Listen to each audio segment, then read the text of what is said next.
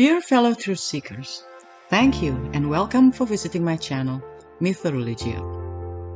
MythoReligio is a video channel based on a book series with the same name about religious comparison studies between the stories in Judaism, Christianity, Islam, Hinduism and Buddhism, directly from their sacred books and world mythologies, hence the name MythoReligio. The purpose is to retrace the prehistory of humanity, since I'm not fully satisfied with either the explanations from the point of view of creationist nor evolutionist. There are so many missing links in both explanations. If you feel the same, then you are on the right channel. In this channel, I will also analyze about the prehistory of humanity from the archaeological records, modern scientific point of view, and other alternative theories such as the ancient alien theories and Atlantis or Lemuria legends. After thorough research of circa 30 years, I recognize many similarities between all religious stories and even mythologies, and surprisingly, some of them are in accordance or even beyond modern science that have been proven as correct. Thus, I came to the conclusion that all religions must have come from the same source. And all these religious stories and mythologies, although heavily jumbled up, are actually telling one mega story, the true prehistory of our common ancestors. This mega story is quite different than what we have been told to believe and will truly blow your mind, as it is more fascinating than our imagination. If you have watched the earlier videos in this channel, I believe you can see some of the similarities too. If you haven't and you truly want to do a religious comparative study, I suggest that you do so.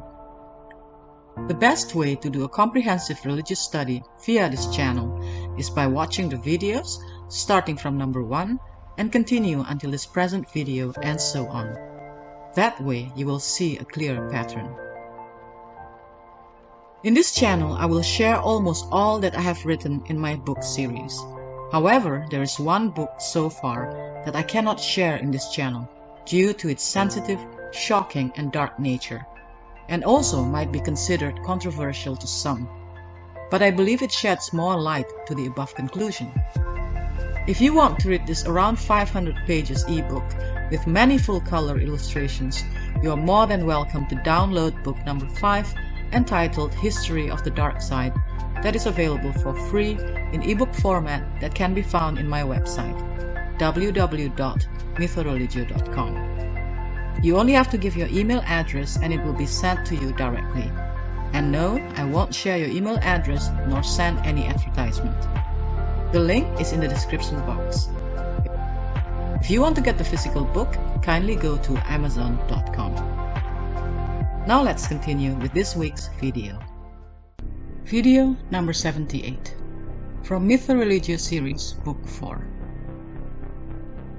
Mysterious Ancient Megalithic Constructions, Part 1. Dear fellow truth seekers, in my previous videos, I have shared with you some out-of-place artifacts that have been found by archaeologists that are simply too advanced to have been made by our primitive ancestors. These out-of-place artifacts are used by some people as evidence that either our ancestors were aliens who visited us in the distant past, or they were descendants of people from the legendary sunken paradise of Atlantis or Lemuria or Mu, or that our ancestors were actually more sophisticated than we are today, and that humans have actually been evolving ever since instead of evolving. Besides the abundance of unexplainable out-of-place artifacts, there are also many enigmatic ancient megalithic constructions in the world. Megalithic constructions are relating to or denoting prehistoric monuments made of or containing large stones.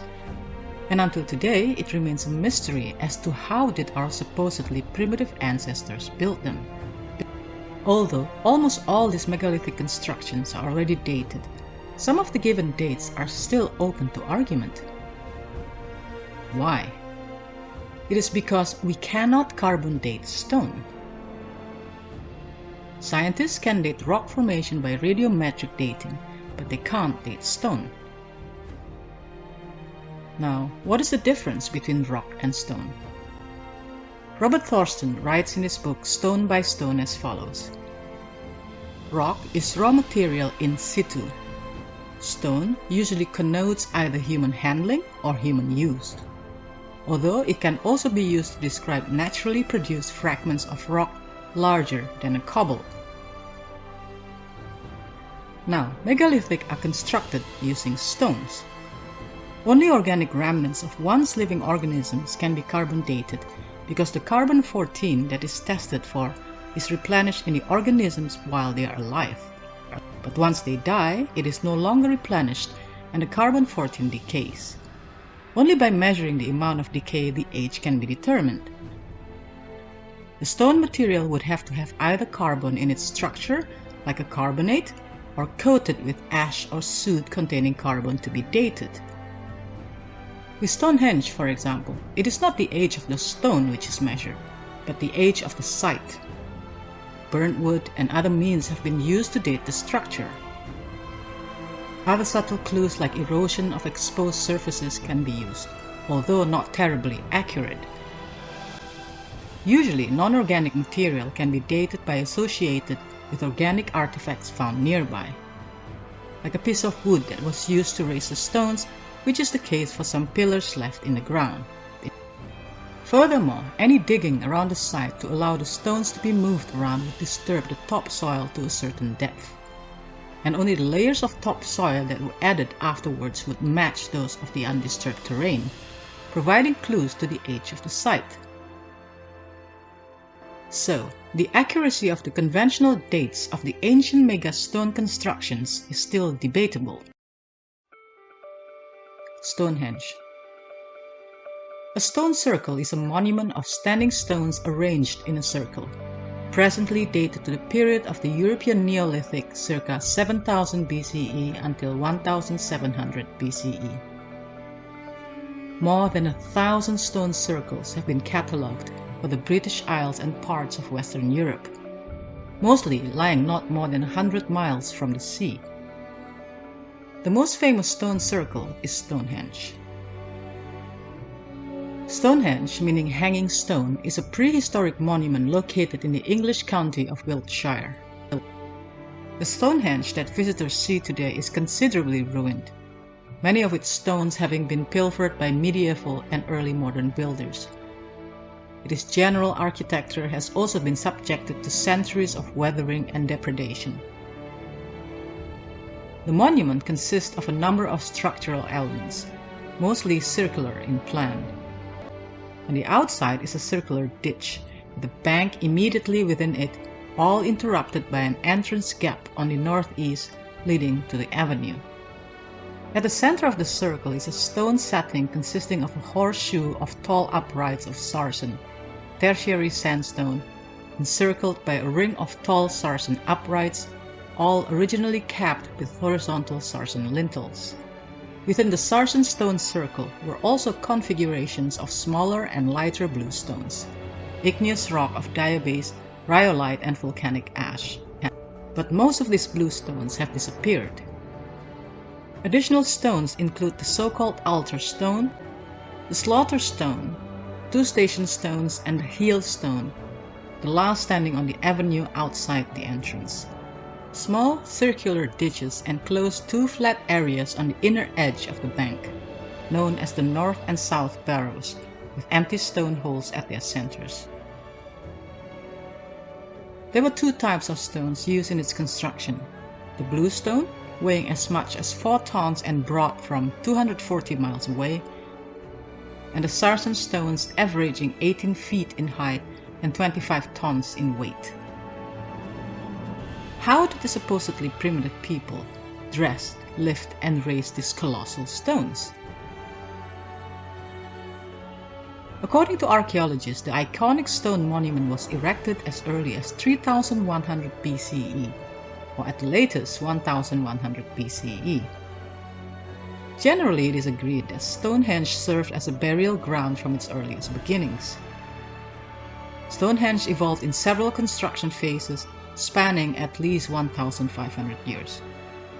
there is evidence of large-scale construction on and around the monument that perhaps extends the landscape's time frame to 6,500 years. How and why Stonehenge was built is unknown. Most historians assume that it probably was constructed as a place of worship or hospital of some kind. Notions that it was built as a temple for Druids or Romans are unsound, because neither was in the area until long after Stonehenge was last constructed. Early in the 20th century, the English astronomer Sir Norman Lockyer demonstrated that the northeast axis aligned with the sunrise at the summer solstice, leading other scholars to speculate that the builders were sun worshippers. In 1963, an American astronomer, Gerald Hawkins, purported that Stonehenge was a complicated computer for predicting lunar and solar eclipses. These speculations, however, have been severely criticized by most Stonehenge archaeologists. Most of what has been written about Stonehenge is nonsense or speculation, said R.G.C. Atkinson, archaeologist from University College, Cardiff. No one will ever have a clue what its significance was. Who built Stonehenge is also still unknown. According to one legend, it was built by giants, as is told by the legendary Merlin to King Aurelius. Laugh not so lightly, king, for not lightly are these words spoken. For in these stones is a mystery and a healing virtue against many ailments. Giants of old did carry them from the furthest ends of Africa, and did send them up in Ireland, what time they did inhabit therein. And unto this end they did it, that they might take them bath therein, whensoever they ailed of any malady, where they did wash the stones and pour forth the water into the bath, whereby they that were sick were made whole. Moreover, they did mix confections of herbs with the water, whereby they that were wounded had healing, for not a stone is there that lacketh in virtue of leechcraft. Histories of the Kings of Britain by Geoffrey of Monmouth. Megalithic temples in Malta. Malta is a southern European country in the Mediterranean Sea, just 80 kilometers south of Sicily. It is an island in between Europe and Africa. The country covers just over 300 square kilometers, making it one of the world's smallest and most densely populated countries. Yet, on this small island country, there are literally dozens of ancient sites and megalithic temples. The temples date from 5500 to 2500 BCE, making them older than Stonehenge and older than the Pyramid of Egypt according to current perspectives. The dating of the site was done using radiocarbon testing of pottery and bones found around those temples in Malta. The most well-known sites include the temples of Ggantija on the island of Gozo, Hakar Kim, and Najra. More than 50 temples were found on the islands of Malta, and most of them are constructed in the same design, which includes a central corridor with 2 or more chambers and an altar at the end. Archaeologists do not know exactly how the temples were used, but the common theory is that they were used as ceremonial places for polytheistic religions, which included sacrifice of animals and/or humans.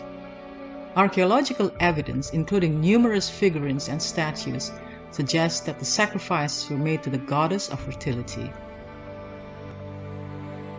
The culture of megalithic builders apparently disappeared from the Maltese Islands around 2500 BCE. Archaeologists speculate that the temple builders fell victim to famine or disease. According to folklore, Ggantija was built by a giantess who used it as a place of worship. The truth is, we have no idea who built these constructions, why, how, and even when. There are many more such megalithic constructions around the world, and I will continue sharing them in my next videos. For now, allow me to thank you for watching and hope to see you next week.